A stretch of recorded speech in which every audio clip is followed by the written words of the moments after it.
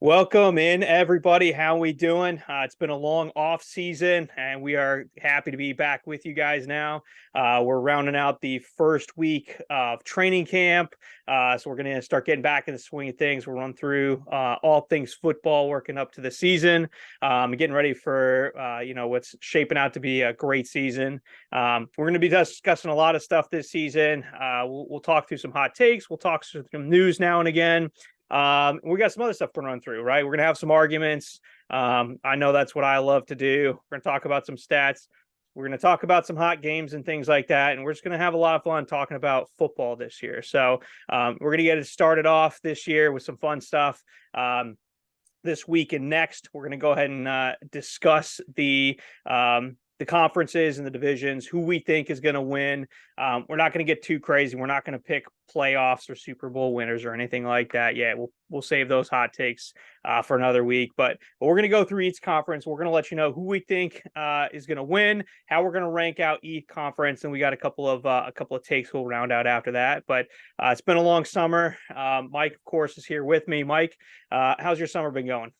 Summer's been good. Been doing a lot of traveling, some of it for work, some of it for personal, but finally getting settled down a little bit. Glad to be back into the swing of things of football. Really looking forward to a fun season. It's really ramping up now, and I get excited every time I turn around. There's new. I think first 3 days of training camp, we had 5 major injuries and 4 contract disputes, and there's another trade request today. I don't know if you saw it, but Jonathan Taylor requested a trade. I'm like, I can't even turn around without stuff happening. So I think it's the best part of the year, and it's why we took the offseason off, just like them. There's just nothing going on, so now we're back. We're going to get ready to rock and roll with some of this, and hey, stay tuned. At the end of every episode this year, we're going to have a special new segment. I'm super excited for it. Not sure how Mike feels about it yet, but we'll see how it goes at the end of this. So we're going to start things off, though. I'm going to run through. We're going to start with the AFC North. Here's how it rounded out last year. So the Bengals 12-4. The Ravens finished 10-7. The Steelers 9-8 because Tomlin will not have a losing season. And the Browns 7-10. Definitely, I think, a disappointing season for what they expected going into it. But that's how it finished last year. Mike, we're going to start with you. How do you see the AFC North shaping up this year? I actually think there's going to be quite a bit of shaking up right now. I actually don't think I have a single team finishing in their same spot as last year. Okay.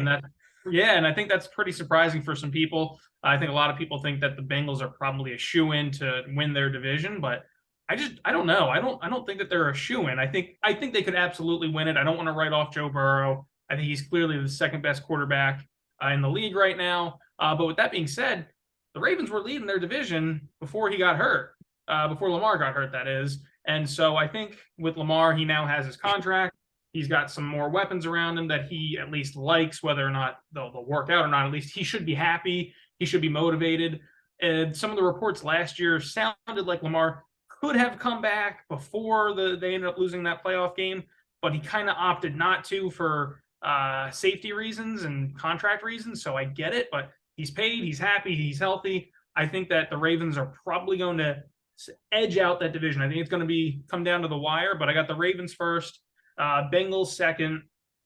Then I got the Browns third. I think that Deshaun Watson, he's finally going to have a full year of playing under him after having that, 2-year long hiatus from the sport almost. So I think he'll probably look a little bit better. I don't know if he'll ever look like the old Texans Deshaun Watson, but he should certainly look better. And then I got the Steelers coming in last in that division. I'm not a big believer in Kenny Pickett. I'm a big believer in Tomlin, but I don't know. I'm not a huge fan of that roster, not a huge fan of that offense. I don't think that they're going to have enough to really compete in their own division.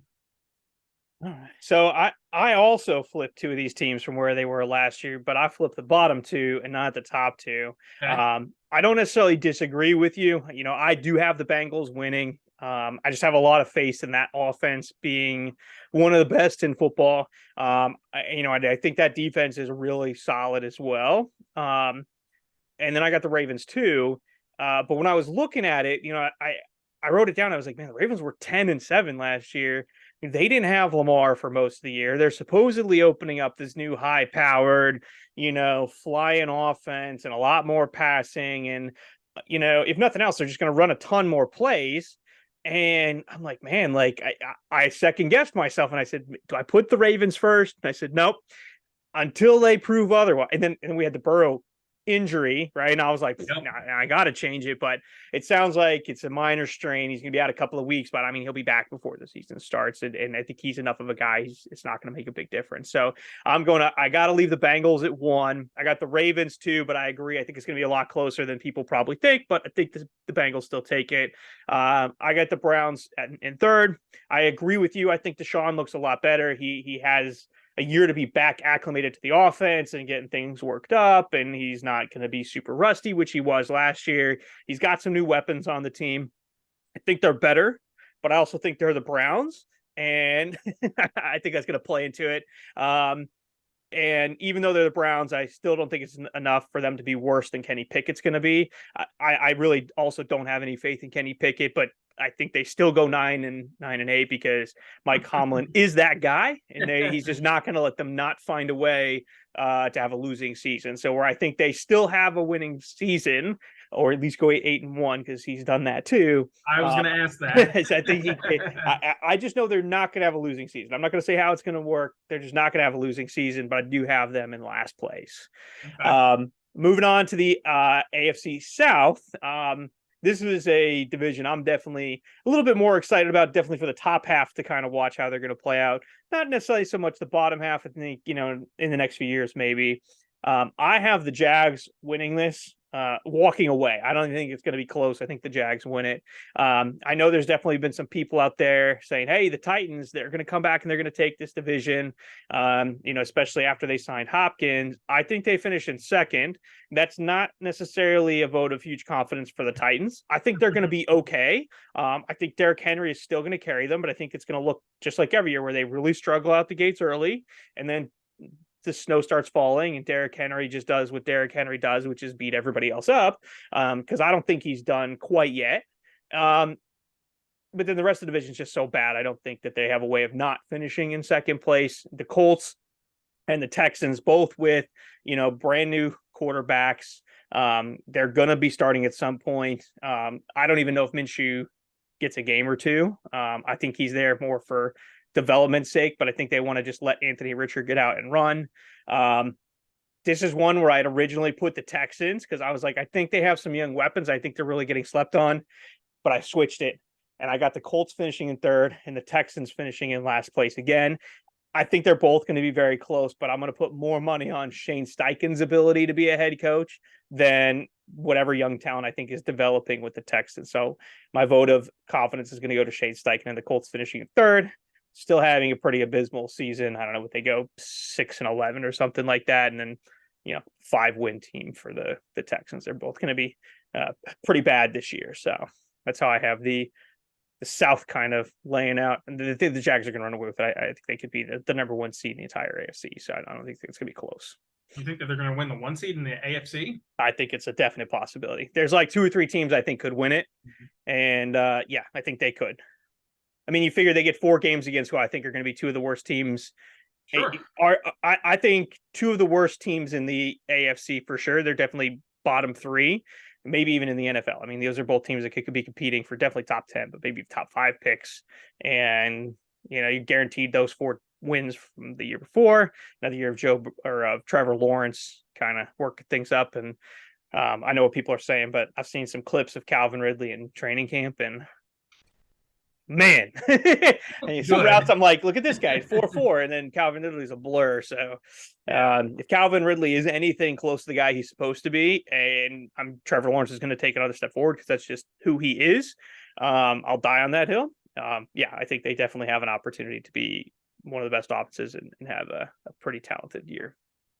Yeah, I can't go that far. I don't think that they have a realistic chance at winning the 1 seed. I think that there's probably 3 teams that could win the 1 seed, and 2 of them are in the AFC North, and being the Ravens and the Bengals. So I don't see the Jags winning the 1 seed. Now, I'm with you in them winning this division. I think this is probably a bottom 2 division in the league.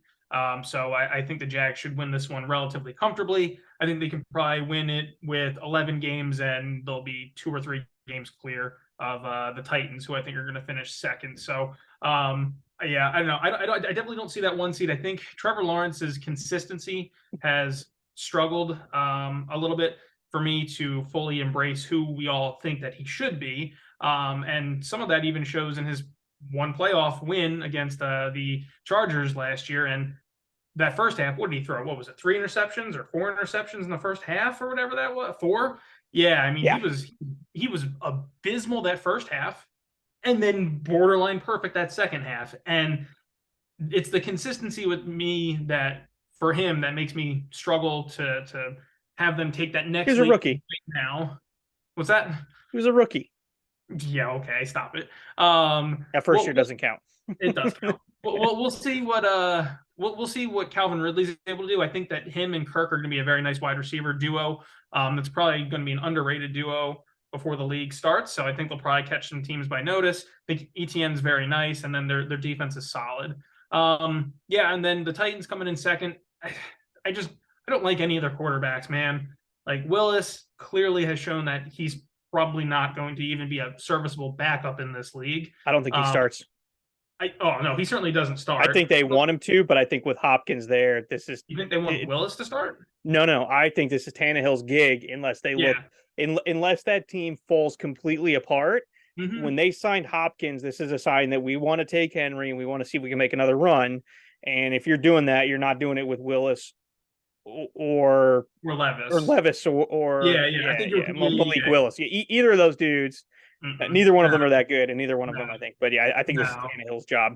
No, 100%. Yeah, it's definitely Tannehill's job. I'm not a huge fan of Tannehill. I don't think he's looked that good the last 2 or 3 years. Don't think Levis is even going to be. I think Will Levis could be a serviceable backup, maybe. And then Malik Willis is. I don't think that Malik Willis is even going to be able to be in the NFL more than another probably 2 years. So I don't really like any of their quarterbacks. Love Henry. I like Hopkins a lot. And then outside of that, it's just a whole bunch of nothing. I think Mike Vrabel's an excellent head coach, but I just don't think he has anything to work with. And then from there, I actually have the Texans finishing in third. I actually think D'Amico Ryans is going to be a good head coach. He seems like a really good motivator. He's played in the league, and the guys that have played in the league seem to be able to really gather the respect of a lot of their players. You can look at that at Dan Campbell, Mike Vrabel, just all the guys that have really played in the league. The players seem to respond to them. And so I think he has a bright head coaching future. I just don't think right now this Texans team is quite ready to win yet. And then, man, I just got the Colts coming in last. I think they're going to be fighting for that, probably that number 1 overall pick. Jim Irsay is coming out and doing some really bad interviews right now. I think that's going to sow a lot. I think that's going to sow a lot of dissension in that locker room. Jonathan Taylor probably is not very happy whatsoever with him right now, making some really weird comments saying that if they both died today, that the league would move on, which, yeah, sure, I guess technically you're right, but it's a weird thing to say. It's got to make you feel like your employer really doesn't care about you. And so I don't have much faith in that team at all this year. It's so what you're telling me is I should have gone with my gut to begin with and put the Colts in the last place. So it's usually the right call is just to go with my gut. And when I second guess myself, I'll flip them. So there was another one we'll get to next week in the NFC where I was on the fence. So maybe I'll just stick with my original gut on that one and we'll see how we go. All right, moving on to the AFC East. With the Bills 13-3, obviously another dominant year from them. Dolphins 9-8, the Patriots went 8-9, and the Jets at 7-10. Overall, pretty close division. How do you see this one kind of boiling out this year? I think that this is probably for me the weirdly hardest division for me to sort out right now. I think that there's a lot of dissension going on right now within the Bills locker room. Diggs seemed very unhappy, and then McDermott came out and said that he was very surprised that Diggs wasn't at camp, and then the next day was trying to walk it back and was like, no, media, you guys are crazy. I didn't say that. You said that. And it's like, it's on tape. You said that you were very surprised and very concerned, right? So, like, Diggs seems to be an issue within that locker room, but there's just so much talent on that team. And then on top of that, you got the immortal Aaron Rodgers going to the Jets. Like, this is probably the best quarterback play that they'll have had since Broadway Joe? Like, I mean, it's been forever since they've had even a serviceable quarterback. And so for me, this is probably the hardest division to pick out, but I'm going with my gut here. I'm going to go with the Dolphins finishing first. That's going to be Yeah, I know. And then that's going to be contingent on Tua has to stay healthy. I think that this team with Tua under center can clearly be a very high flying offense with Tyreek Hill and Jalen Waddle are the two most explosive receivers that we may have ever seen on the same team together. Along with they've probably got 3 or 4 really solid running backs, especially Raheem Mostert. Again, just more breakaway speed. So I think they're just a very fast team. And I think that they could have pushed the Bills really, really far the earlier last year, but again, just Tua's health was just a problem. So assuming Tua stays healthy, which is what I'm going to assume, I got the Dolphins winning the division. And for me, the biggest surprise in the AFC is going to be the Bills coming in second. I think a lot of people have them winning this division, winning 12, 13, 14 games and just kind of doing what they've done the last couple of years and then struggling to get over the hump, and it is what it is. But I think that there's just so much disconnect right now within that offensive locker room that they're probably gonna lose a couple more games than a lot of people think. The Bills seem to have the Dolphins seem to have the Bills number last year, but again, Tua just couldn't stay healthy. So assuming Tua stays healthy, I think they'll have their number this year, and that's kind of where they'll edge them out. From there, I got the Jets finishing in third. For me, this is probably going to end up being the most disappointing team for maybe the grander scheme. I don't know if you or I have a ton of faith in the Jets. We kind of roasted Aaron Rodgers a little bit in some of our previous episodes. So I don't think you're particularly disappointed in this team, but I think in general, there's high expectations for the Jets right now, especially with Aaron Rodgers taking that big, what was it, $35 million pay cut that he gave back to the team. So with that, assuming that they go out and spend more money on more players for him, for them finishing in third is going to be a big disappointment. I think Aaron Rodgers is washed, might be a strong word, but he's certainly past his prime. I don't think he can win another MVP. I don't think he's going to be enough, and I don't think this team has enough experience to really kind of pull it all together. And then lastly, I got the Patriots coming in last in their division, and I think Bill will be on the hot seat after this season. He struggled a lot without Brady in his entire career. He's won 6 Super Bowls with him. He's won none without him. He's got a losing record without him. Tom went on to win a Super Bowl without Bill, and like it seems like it's kind of falling apart a little bit in New England. I don't think they have a particularly talented roster. They overpaid for Juju Smith-Schuster. They don't really have a number 1 wide receiver. They re-signed who's that wide receiver from the Dolphins from a few years ago? Devontae Parker. They re-signed Parker. I liked Parker a couple of years ago, but last year there were some stats that came out showed that he was the least separate wide receiver in the entire NFL over the last like 3 years. It was like 153rd, 157th, and like 154th in the last 3 years. It's the offense. I don't think is gonna be very good. Mac Jones isn't that good, and I don't have much faith in the Patriots this year. So I said wow because I was a little shocked that you had the Dolphins first. Yeah. I didn't see that coming from you. Nope. And then also wow because this is actually the first division that we fully agree on. Really? I also have the Dolphins winning. Wow. Because I'm also That going is to play. surprising. Yeah, I'm also saying the Tua is healthy, and if Tua is healthy, that offense is they're stupid fast. Yep. They're good. They're going to score a ton of points. And I think the Bills have just lost enough of a step on offense with losing the ball and enough of a step on defense.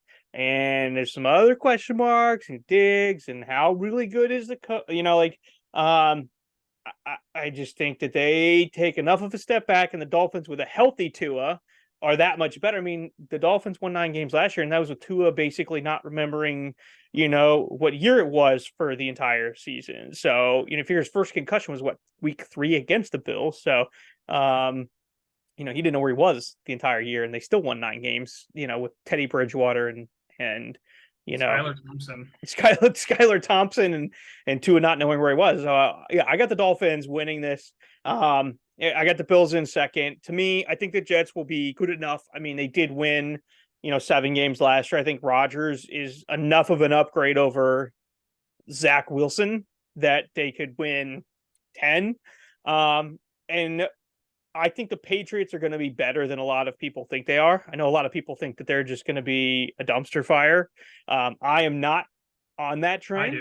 I do. So I'm not on that train. I think that Bills defense is going to do what Bills defense does every year. which is shut down the best weapon for any team and be good enough Sure. to keep them relatively in games. I think that their biggest problem last year and the biggest step back for Mac Jones was the fact that they didn't have anyone running the offense. If you want to pretend that the random dude that did defense his entire life that they brought over to share offensive, I don't even know what the title they gave him was, offensive consultant duties or whatever they gave him, Whatever it was. um, that he's going to make a change. Like that was horrible. It was disgusting. Now you bring in a guy whose offense is good. GM skills, I get it. Not a good thing. But as an offensive mind, he was pretty good. He did spend a few years in Alabama before coming Yep. to the Patriots. Bill O'Brien with Saban, obviously him and Bill are really close. So obviously his relationship there. He was actually there when Mac Jones was there his last year. So there's some kind of continuity there. Um, and they're clearly trying to make some moves. They tried to go get DeAndre Hopkins. They're still talking about bringing in maybe another running back, which I don't think is their biggest need. I think it's a number one wide receiver, but I think they're going to be better than people think they are. Don't get me wrong. I'm not saying this is a playoff team or they're going to like shock the world or anything, but I don't think they're going to roll over and die either. An 8-9, 9-8, somewhere in that ballpark. I could see something like that happening for them. But I agree. I think that's the same kind of, lineup I would have for how this is kind of going to boil down out there. And now we get to my favorite division in the conference. Let's talk about the AFC West. Last year, obviously, Super Bowl champion Kansas City Chiefs. 14-3 again. They do it a lot. Chargers 10-7. The Raiders finished at 6-11, and the Broncos finished at a wonderful 5-12.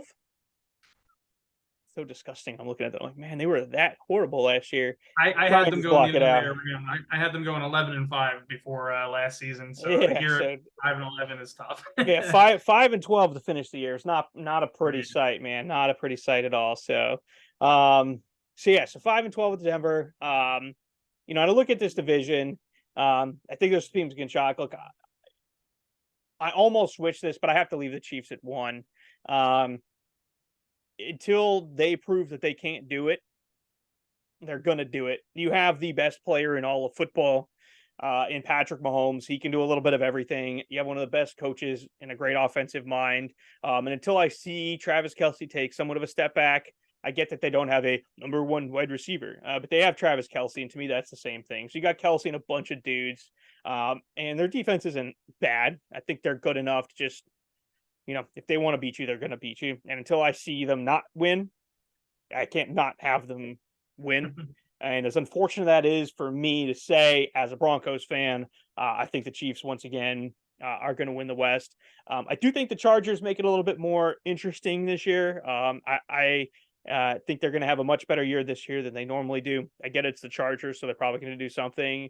It could even be one of those where, like, last couple weeks they could win it and then they just fall on their face and lose to like horrible teams to finish the year out. I don't even know what their schedule looks like at the end. I'd have to look, but that I could see that happening. That's what the Chargers do. But I think, with everybody healthy again this year, they had so many injuries last year. I mean, Herbert was hurt, Williams was hurt, Allen was hurt. Now they get everybody back healthy. They have some new weapons, new offensive coordinator. I think that this is going to be one of the best offenses at football, and I think they're really going to run with it. I got the Broncos in second, or third. Sorry. I have them in third. I think they definitely take a massive leap forward compared to where they finished the year last year. I do have that much faith in Sean Payton, in that Russell Wilson also isn't, completely done as a lot of people think he is. I think that Sean Payton will know how to get enough out of him for what he can still do as a quarterback to make it work, right? I'm not saying that if it was just him versus Mahomes, I'm going to take Wilson. That's not the case. I just think that Sean Payton is smart enough to say, hey, Wilson can't do these 10 things, but he can sure do these 3 things, and he's just going to capitalize on those 3 things. It still is one of the better defenses in the league, so I think that they'll take third pretty handily. And I have the Raiders in last place. I think they're going to be absolute dog water this year. And you can call me a hater. I am. I hate the Raiders with most every fiber of my being. But also Josh McDaniels is the worst coach that I've maybe ever seen. That's a lie. He's second behind Hackett. But he's a horrible head coach. He's probably the worst active head coach in the league. All he does is come in and blow teams up. I'd be shocked if he's not back with New England in 2 years because he's that horrendous. You're going to give him 2 years before he's back in New England? Well, I think that Bill O'Brien will be so good this year that they can't justify bringing him back after a year. I don't know. I'm just hoping the Raiders keep him for 2 more years so he can just keep making them just absolute garbage. Jimmy G is not as good as Derek Carr. Devontae Adams doesn't want to be there anymore. Josh Jacobs doesn't want to be there anymore. So your top offensive weapons are all either don't want to be there or you got rid of. And McDaniels the Raiders are going to be horrible. I think they're a bottom 5 team in the league this year, easily. So I'm a little surprised to hear you say all of that because I thought before Brock Purdy started playing that you were calling Jimmy G a borderline Hall of Famer. First of I all, mean, wasn't that just about, I don't know, 6 or 8 months ago? never said he was a borderline Hall of Famer. I did say Jimmy G was a good enough quarterback to play, but he's not Derek Carr. I'm pretty sure you said he was a borderline Hall of Famer, and your smirk there tells me you know exactly that I'm right. That you used You're to gonna say find some comment somewhere. Look, I don't think he is a borderline Hall of Famer. Okay. I think the Hall of Fame is filled up enough with crap as it is, and he hasn't won anything. But I think he's a good enough quarterback. But he's not Derek Carr. All right, he can't stay healthy, and he's not as good as Derek Carr would be. So I think it's a massive, massive step back for them. Would I take him over a lot of other people in the league? Probably. But yeah, I mean, for the Raiders, it's a downgrade for sure, and I know you agree with me there. Yes, no, I 100% do. And this is actually the second time that we're going to agree exactly on a division. And it's for pretty much the exact same points that you've covered on. So I won't rehash too much of it. I'm with you. Patrick Mahomes, best player in the league. I think if you were to retire right here, right now, I think Mahomes might be. So Brady 1, Montana 2, Peyton 3. I think he has an argument that he might be arguably the 4th best quarterback of all time if he were to retire today. I'm a big fan of him. I have him over guys like Aaron Rodgers because while he may not have as many MVPs, he's got twice the amount of Super Bowl rings in an eighth of the time. He's clearly just a more proven winner. So I've got him over him. I got him over Drew Brees. Again, Drew Brees is incredibly prolific, but no MVPs to his name. He's got a little bit of both, right? So I got Mahomes as a top 5 quarterback, probably of all time as of today. Next, I agree. Chargers. I think that offense is really, really lethal when everybody is healthy and when everybody's happy. Problem has been in the past for them is that Mike Williams, Keenan Allen only play about 4 games a year together. But they did draft a receiver in the first round, so I think that'll help bolster it a little bit. And then Austin Eckler will be back 1 more year, even if he leaves next year. So he'll still be there. So they should be pretty solid. I agree. Chargers are going to charge her at some point. Broncos, I imagine that Russell Wilson's going to look better than he did last year. I don't think he's going to be arguably the worst quarterback in the league next year. I think he's probably – I still don't have a ton of faith of him. I think he's probably still a bottom 3rd quarterback in the league, somewhere in that 20th to 24th range if I had to guess. But he should certainly look better. I think they'll probably win a handful of more games. I think Peyton will help them with that. And then, yeah, just Josh McDaniels. He has had such an embarrassing head coaching career that I don't even want to get into it. I don't even like him as a person either with how he's backed off of the Colts' job and he just kind of seems like a snake in the grass. Not a big fan of him. I got them finishing last. All right, so first take. I want the team that you think is the biggest surprise. We're going to say that as a positive way. What team do you think is going to make the most surprising leap forward this year compared to expectations or where they were last year? What team do you think is the biggest surprise forward team this year? I'm going to have to say, I guess, the Browns. I'm going to say the Browns because I think Deshaun Watson will look better than he did last year. I know that there were high expectations last year, and they did not live up to that whatsoever. But I think that was always going to be the case. I don't think that Deshaun Watson was ever going to look like Deshaun Watson after sitting out for 2 years. I think that this year they probably win somewhere between 9 and 10 games, if I had to guess. I think division might be a little bit hard for them to maybe win 9 or 10 games, and I haven't looked at their schedule, but they'll kind of be in that range. And so I think they'll be able to kind of capitalize on some of that for next year, certainly. And then the following years, they should be better. So I got the Browns will probably take my step forward. I like that pick, actually. I kind of went back and forth how I wanted. A lot of teams I was like, I think they could be better, but I also think a lot of people expect them to be better. Blah, blah. So I went with the homer pick. I took the Broncos. I still think there are enough people out there that doubt them, and they were bad enough last year. I think they have enough of a shot to significantly. I mean, I think they could win 10 games if Russell Wilson is as good as I think he's going to be this year. Ninth If best they win, quarterback in the league. I mean, look, if they win 10 games this year, I think that's definitely a massive surprise in the right direction, is where a lot of people have them finishing. All right, let's Yeah. talk biggest disappointment. The team that you think people have the most faith in this year that you think is going to be the biggest disappointment going into it. So who has the big hype and is just going to let everybody down? Jets, Jets. I don't think they're going to be that good this year.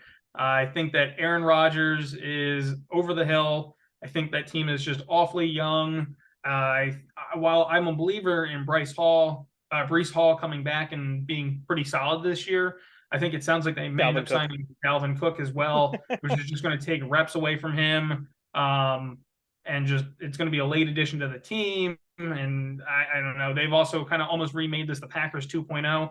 They re-signed a couple of wide receivers from the Packers, which were mediocre at best. And I don't know if Aaron Rodgers is still trying to push for them to get Mercedes Lewis or not, the 41-year-old wonder tight end. I don't know. I think Rodgers, I commend him certainly for taking the pay cut, but I think he's trying to have too much influence on this team and trying to make it too much of what the Packers were, which is weird because he left that team. So I don't know why he wants to recreate it in New York, but yeah, I just not a huge fan of the Jets this year. Perfect. I agree. I think the Jets have been hyped up to be Super Bowl contenders. They are not. I apologize, Jets fans. You can hate me. I really don't care. They are not contenders. All right, let's talk best conference. Who do you have as the best conference in the AFC? Yeah, for me, I had a toss up between the AFC North and the AFC East. I think that the Dolphins and Bills should be very good. I think the Jets should be good. I think they'll be a borderline playoff team, which I think is disappointing because, like you said, most people have them going to the near Super Bowl. I don't have them that far, but I think they'll be a near fringe playoff team. And then the AFC North has the Ravens and the Bengals, who I think both could compete for that one seed alongside the Chiefs. I think the Browns could be a playoff team this year, and somehow, God willing, Tomlin just doesn't like to go under 500. So, with that said, I ended up going with the NFC North. The NFC North, the AFC North. I think the Ravens and Bengals could combine for 26 wins, so that's about 13 wins in total between the two of them. That math checks out. Yep, there you go. I think that they're just going to be. I think you could have upwards of 3 teams winning over 10 games in that division, along with the Steelers. I just think it's going to be a very, very competitive division. Yeah, so I agree. I was looking at there are a lot of good teams in the AFC. The Raiders sink the West for me. Colts and the Texans sink the South. I think it's a toss up between the two. I also went with the North. And I think that my reasoning is similar. I think they're both going to be good, but I think when it really came down to it, when I think the worst team is the Steelers, and I have 100% confidence that they're going to win, they're not going to have a losing season. I don't know if I can say that for both the teams in the East with that much confidence. So because of that, I think I also have to go with the North winning it and taking that down. All right. What is your hot take for the AFC? I'm going to go first. We'll see how you react to this one. I know you were thinking hard on this for yourself, but here's my hot take for the AFC. The Bills are out. They do not make the playoffs this year. You don't even have them making the playoffs? I have them missing the playoffs this year. So many wins do you have the Jets winning then? How many games do you have the Jets winning? I don't have the Jets making it either. No, I understand, but geez, like, holy cow. I look at it. So you got your 4 division winners, the Ravens and the Chargers win. That leaves one left. Yeah. All right. Between Titans, Broncos, Browns. I think one of those could beat the Bills. I think there's enough to say. Hey, look, it's a hot take. Yeah. I'm not saying they don't make it, but if I look at these teams, I have the Chargers and the Ravens. I think both put up better seasons than the Bills do. And that leaves the Bills in the 7th seed spot. If you're telling me that some coin couldn't flip wrong, and the Browns, the Broncos, and I don't like that take, the Titans, the Jets, somebody doesn't squeeze them out, I guess a hot take. No one's going to like it, but I think the Bills could miss this year. Well, hold on. I can't have you sugarcoat that. Could or will? What's your hot Yeah, take? my take is they miss. My take is they Okay. miss. Okay. All right. Just got to get you on there for that. I think that is a really hot take, and it's a bold one.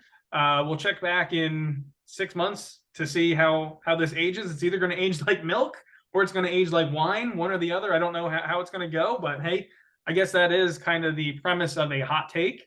Um, Living Sticking on the with wild side. there you go. Sticking with that division, for me, my hot take is that Bill Belichick is not going to be the head coach for the Patriots next year. I'm not saying that he gets fired because I think a lot of people have talked about how he is unfireable. Now, I don't think that's the case. What I think could happen is the Patriots could very well win 6 games this year. He Um, retires. yes, yeah, exactly. Well, yeah, I think what could happen is I don't even know if I want to call it quote retiring. I think it's going to be more he will retire because I think Bill has a major ego on him, Sure and I does. think after this season when they have 5, 6, 7 wins, that'll put him somewhere in the realm of like 11 games short of Don Shula's all-time win record.